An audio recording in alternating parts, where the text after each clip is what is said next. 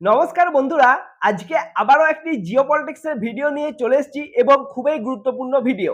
আপনারা সবাই জানেন যে ইরান তাদের দেশের সাথে যুদ্ধ চলছিল আমেরিকা এবং ইসরায়েলের। তো সেই যুদ্ধ এখন শেষের মুখে, পিস ডিল সাইন হয়ে গেছে এবং তারপরে ইরান অ্যানাউন্স করেছে তাদের যিনি সর্বোচ্চ লিডার ছিলেন আয়াতুল্লাহ আলী খামেনি, ওনার শেষকৃত্য শুরু করবেন এবং এই যে শেষকৃত্য সেটা হবে 4 জুলাই থেকে 9 জুলাইয়ের মধ্যে। তো তাতেই ভারতের প্রধানমন্ত্রীকে আমন্ত্রণ পাঠিয়েছে ইরান যে ভারতবর্ষ থেকে তাদের প্রধানমন্ত্রী যে যেন সেই শেষকৃত্যে সামিল হন। ভারতবর্ষ ছাড়াও আরো অন্যান্য অনেক দেশকে, পাকিস্তান হোক, রাশিয়া হোক, চীন হোক, অনেক অন্যান্য দেশকে এই আমন্ত্রণ পাঠানো হয়েছে। এবারে প্রশ্ন উঠেছে যে ভারত এই আমন্ত্রণকে স্বীকার করবে কি করবে না। এটা নিয়ে খুবই বড় একটি ধর্ম সংকটে পড়ে গেছে ভারতবর্ষ। তার কারণ হচ্ছে যে ভারতবর্ষর সাথে সম্পর্ক ইরানেরও খুব ভালো এবং তার সাথে সম্পর্ক রাশিয়া এবং আমেরিকার সঙ্গেও খুব ভালো। আর সবচেয়ে বড় প্রশ্ন হচ্ছে ভারতের সঙ্গে এখন সবচেয়ে বেশি যেটা গুরুত্বপূর্ণ সম্পর্ক সেটা হচ্ছে ইউএইর সাথে। ইউএইর অ্যাঙ্গেল এখানে কোথা থেকে আসছে সেটাও আপনার সাথে আলোচনা করব। তাহলে চলুন প্রথম থেকে শুরু করা যাক। দেখুন, আপনারা জানেন যে ইরানের সাথে ইসরায়েল এবং আমেরিকার যুদ্ধ চলছিল। ইরান থেকে মিসাইল ছাড়া হচ্ছিল আমেরিকা, এবং আমেরিকা তো যেতে পারেনি। আমেরিকার যে সমস্ত সৈন্য বাহিনীগুলো ছিল মানে মিডল ইস্টের বিভিন্ন দেশের মধ্যে, সেই সমস্ত দেশের মধ্যে ইরান হামলা করছিল। তার সাথে সাথে ইসরায়েলে মিসাইল ছুড়ে হামলা করছিল। উল্টো দিক থেকে আমেরিকা ইসরায়েল দুজন মিলে ইরানের উপর হামলা করছিল এবং এই যুদ্ধ অনেক দিন ধরে চলছিল। এবং এই যুদ্ধের সময় আপনাদের মনে থাকবে যে ইরান কি করেছিল, একটা খুবই স্ট্র্যাটেজিক স্টেপ নিয়েছিল। তারা যে হরমুজ প্রণালী আছে সেটিকে নিজেরা দখল করে নিয়েছিল এবং তার জন্য শেষ পর্যন্ত আমেরিকাকে ঝুঁকতে হলো এবং ইরানের সাথে চুক্তি স্বাক্ষর করতে হচ্ছে।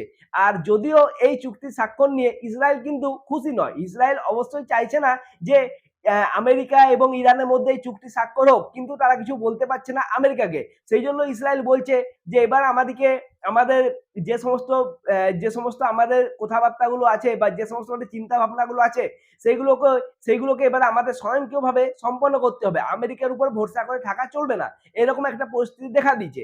আর আপনাদের অবশ্যই মনে থাকবে ভারতবর্ষের প্রধানমন্ত্রী নরেন্দ্র মোদীজি তিনি গিয়েছিলেন ইসরায়েল 25 তারিখে। মনে থাকবে ইসরায়েলে দেখা করতে গিয়েছেন 25 তারিখে এবং সেখান থেকে ফিরে আসার পরপরই 28 তারিখে ইরান হামলা করে দেয়, ইসরায়েল হামলা করে দেয় ইরানের উপর এবং ইরানের সর্বোচ্চ লিডার খামেনি ওনাকে হত্যা করে। এবং ওনাকে হত্যা করার পর এই নিয়ে অনেক প্রশ্ন উঠেছিল যে ভারতের প্রধানমন্ত্রী ইসরায়েল থেকে ফিরে আসার পরে কেন ইসরায়েল হামলা করলো এই ইরানের উপর। তখন ইসরায়েল থেকে জানানো হয়েছিল যে ভারতবর্ষের প্রধানমন্ত্রী যখন সেখানে গিয়েছিলেন তখন তারা এটা নিয়ে কোনো ভাবনা চিন্তা করেনি। ভারতবর্ষের প্রধানমন্ত্রী মানে মোদীজির এখানে ফিরে আসার পরে এটা নিয়ে ভাবনা চিন্তা করা হয়েছে। তো এরকম একটা প্রশ্ন উঠেছিল, আপনাদের হয়তো মনে আছে। তো তারপরে দেখতে পাওয়া যাচ্ছে যে এই যে হামলা হয়েছিল ইরানের সর্বোচ্চ লিডারের উপর, উনি তো মারা গিয়েছিলেন, কিন্তু উনি চাইলে সেখান থেকে চলে যেতে পারতেন, কিন্তু তিনি নিজে সেখান থেকে যায়নি। কারণ এই হামলার আশঙ্কা অনেক আগে করা হয়েছিল ইরানের তরফ থেকে। ইরানের যে আইআরজিসি আছে তারা এটা নিয়ে প্রথমেই একটা আশঙ্কা করেছিল যে সর্বোচ্চ লিডারের উপর হামলা হতে পারে, কিন্তু খামেনি সেখান থেকে যাননি। তিনি বলছিলেন যে তিনি সেখানেই থাকবেন, কারণ তার যদি মৃত্যুও হয় তাতে কিন্তু ইরানের সমস্ত মানুষেরা একজোট হয়ে ইরানের পাশে এসে দাঁড়াবে। এবং এমনটাই দেখতে পাওয়া গেল যখন উনি মারা গিয়েছিলেন তার পরপরে প্রচুর প্রচুর লাখ লাখ কোটি কোটি মানুষ আমরা দেখেছিলাম ইরানের মধ্যে রাস্তায় নেমে পড়েছিলেন। তাদের ভয় ছিল না যে আমেরিকা বোম ফেলে হামলা করে দেবে বা ইসরায়েল হামলা করে দেবে, তা সত্ত্বেও কিন্তু তারা সেখানে গিয়েছিলেন এবং তার মৃত্যুতে সামিল হয়েছিলেন। তো তারপর এই যে ইরানের সাথে ইসরায়েলের আমেরিকার যে যুদ্ধ চলছিল তার জন্য ইরান কিন্তু তাদের যে সর্বোচ্চ লিডার ছিল ওনার শেষকৃত্য সম্পন্ন করতে পারেনি। তারপর থেকে 100 দিন পেরিয়ে গেছে এবং এরপর যখন এই পিস ডিল সাইন হতে চলেছে তারপর এটা অ্যানাউন্স করা হচ্ছে যে এরপর শেষকৃত্য সম্পন্ন করা হবে। তো এই শেষকৃত্যের জন্যই ভারতের প্রধানমন্ত্রী নরেন্দ্র মোদীজিকে আমন্ত্রণ পাঠিয়েছে ইরান যে তাদের এই শেষকৃত্যে যেন উনি সামিল হন। কিন্তু এটাই একটা সবচেয়ে বড় দুশ্চিন্তার বিষয় দেখা দিয়েছে ভারতের জন্য। তার কারণটা কি? তার কারণ হচ্ছে ভারতবর্ষ সাথে ইসরায়েলের এবং আমেরিকার এবং তার সাথে সাথে ইরান সবাইকার সাথে সম্পর্ক ভালো আছে। এবার দেখা যাচ্ছে যে ইরানের সাথে যে সম্পর্কের যদি কথা বলা হয় তো সেই সম্পর্ক হচ্ছে প্রধানত তেল নিয়ে আর এই যে চাবাহার বন্দর আছে সেটা নিয়ে। তো এই চাবাহার বন্দরকে ভারত একটা স্ট্র্যাটেজিক পয়েন্ট হিসাবে বিকশিত করছিল, কারণ এটা হয়ে তারা মিডল ইস্ট পর্যন্ত যাওয়ার একটা রাস্তা খুঁজছিল। কিন্তু আমেরিকা যে প্রতিবন্ধ লাগায় তার জন্য ভারতের সাথে ইরানের যে বাণিজ্যিক ছিল ব্যাপার ছিল সেটা কিন্তু অনেকটা কমে গেছিল।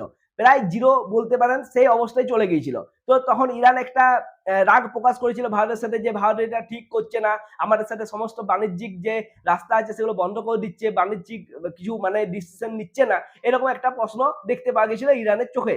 তো এরপরে কি হলো, এই যে যুদ্ধ থেমে যাচ্ছে, এখন কিন্তু আর কোনো বাধ্যবাধকতা থাকবে না। ভারত চাইলে এবারে এই সমস্ত বাণিজ্যিক রাস্তা আবার খুলে দিতে পারে এবং ইরানের সাথে ব্যবসা বাণিজ্য করতে পারে। কিন্তু এই ক্ষেত্রে যে ভারতের প্রধান যেটা বিষয় সেটা হচ্ছে তেল। কারণ ইরান কিন্তু জানিয়ে দিচ্ছে যে ভারতের সাথে তারা তেলের ব্যবসা আবার শুরু করবে। তো এ হলে কি হবে, যে ভারতের মধ্যে তেলের যে দামটা সেটা আরো কমে যাবে। তো এই জন্য ভারতের জন্য ইরান একটা খুবই গুরুত্বপূর্ণ দেশ। এর সাথে সাথে ইসরায়েল এবং আমেরিকার যদি কথা বলা হয়, তো ইসরায়েল ভারতের জন্য খুবই গুরুত্বপূর্ণ। তার কারণ হচ্ছে ইসরায়েলের সাথে ভারতের নানা প্রকার চুক্তি রয়েছে। তাছাড়া ইসরায়েল এবং ভারতের মধ্যে যে যুদ্ধ যুদ্ধ যুদ্ধের যে সমস্ত অস্ত্র আছে সেই সমস্ত জিনিসের যে লেনদেনটা আছে সেটা দিনকে দিন বেড়েই চলেছে। বিভিন্ন ধরনের বোমা থেকে শুরু করে বিভিন্ন ধরনের যুদ্ধের সামগ্রী ভারতবর্ষ ক্রয় করে ইসরায়েলের কাছ থেকে, এবং ইসরায়েলও ভারতবর্ষে অনেক টাকা নিবেশ করছে। তো এই জন্য ভারত আর ইসরায়েলের মধ্যে সম্পর্কটা একটা খুবই সুদূর প্রসারী। আর তার সাথে সাথে আমেরিকার সাথে সম্পর্ক কিছুটা একটু মনোমালিন্য দেখা গেল, আমেরিকার সঙ্গে ভারতের সম্পর্ক কিন্তু খুব ভালো। তো এই জন্যই ভারত একটা সংকটে পড়ে গেছে। কারণ ভারত যদি ইরানে যায় তাহলে সেখানে রাগ হবে ইসরায়েলে, কারণ ইসরায়েল কিন্তু এই যে শান্তি চুক্তি হয়েছে সেটাকে মেনে নিতে পারছে না। আর তার সাথে সাথে আপনাদের যেটা আমি বলছিলাম ইউএই অ্যাঙ্গেলটাও কিন্তু খুব গুরুত্বপূর্ণ। তার কারণ হচ্ছে ইউএই ভারতবর্ষের জন্য খুবই একটা গুরুত্বপূর্ণ দেশ।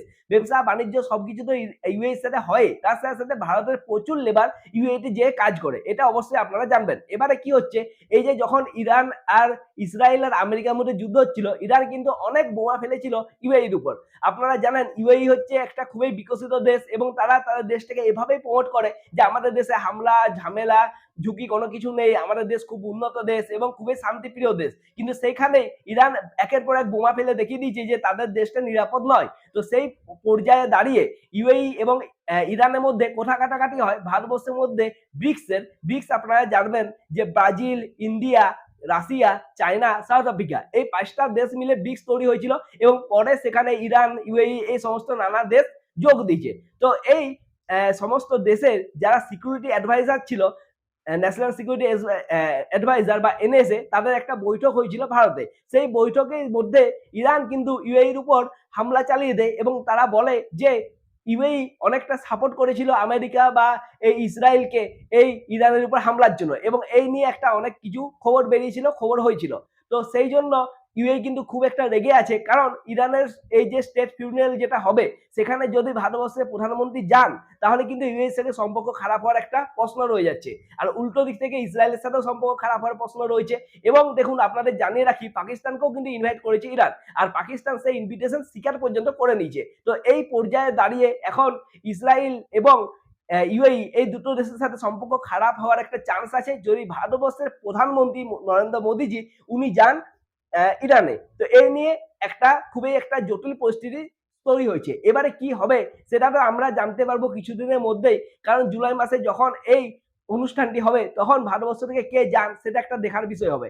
আরো যেটা জানতে পারা যাচ্ছে আপনাদেরকে জানিয়ে রাখি, এর আগে খামেনির আগে খোমেনি যিনি ছিলেন ইরানের সর্বোচ্চ লিডার, উনি যখন মারা গিয়েছিলেন তখন 1 কোটি মানুষ জড়ো হয়েছিল। আর এমনটা এখন জানা যাচ্ছে এই যে খামেনি তিনি তার যখন শেষকৃত্য হবে তখন 2 কোটির চেয়েও বেশি মানুষ সেখানে যোগদান করবে। তো এইরকম একটা অবস্থায় যেখানে ইরানের আশেপাশে যে সমস্ত গালফের দেশগুলো আছে তাদের একসাথে জনসমষ্টি করলেও এত মানুষ দেখতে পাওয়া যাবে না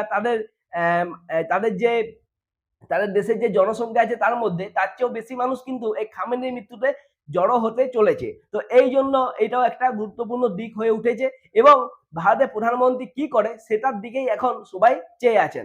তার সাথে আপনাদেরকে এটাও আমি জানিয়ে রাখি যে যখন ইরানের নতুন যে রাষ্ট্র মানে শাসক প্রতিষ্ঠিত হচ্ছিল, মানে খামেনির মৃত্যুর পর যাকে তারপর সর্বোচ্চ লিডার বানানো হয়েছিল, তার আন্ডারে যখন সরকার প্রতিষ্ঠিত হচ্ছিল সেই সময় কিন্তু ভারতকে ইনভাইট করা হয়েছিল, কিন্তু তখন ভারতের তরফ থেকে প্রধানমন্ত্রী নরেন্দ্র মোদী যাননি, তার বদলে গিয়েছিলেন নীতিন গডকরি। ঠিক আছে, তো এবারে কে যায় সেটাই হচ্ছে দেখা। নীতিন গডকরিকে আবার পাঠানো হবে, না আমাদের বিদেশ মন্ত্রকের যে এস জয়শঙ্কর আছে ওনাকে পাঠানো হবে, না প্রধানমন্ত্রী নিজেই যাবে? এটা এখন একটা বড় প্রশ্ন সবার জন্য হয়ে দাঁড়িয়েছে।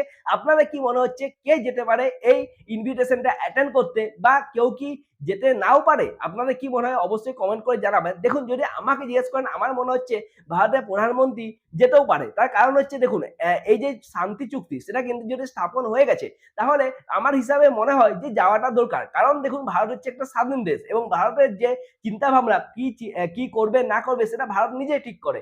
এবং তার সাথে সাথে কোনো দেশ কিন্তু সারা জীবনের জন্য শত্রু বা কোনো দেশ কিন্তু সারা জীবনের জন্য বন্ধু হয় না। সব দেশেই নিজের ইন্টারেস্টের উপর কাজ করে। তো এইরকম হিসাবে দেখতে গেলে ইরানের কাছ থেকে ভারত কিন্তু তেল নিতে পারে খুব সহজেই। তাই ইরানের সাথে সম্পর্ক একটা রাখার চেষ্টা ভারত করতে পারে বলে আমার মনে হচ্ছে। আপনাদের কি মনে হচ্ছে অবশ্যই কমেন্ট করে জানান। আর এই জিও পলিটিক্স এর ভিডিওটি যদি আপনাদের ভালো লেগে থাকে, অবশ্যই ভিডিওটা লাইক করুন, শেয়ার করুন, চ্যানেলটিকে সাবস্ক্রাইব করুন। ছোট্ট চ্যানেল আমার একটু সাপোর্ট করুন, একটু সাবস্ক্রাইব করুন। এইরকম এই জিও পলিটিক্স এর নতুন নতুন ভিডিও আমি আপনাদের জন্য অবশ্যই নিয়ে আসবো। ততক্ষণের জন্য নমস্কার।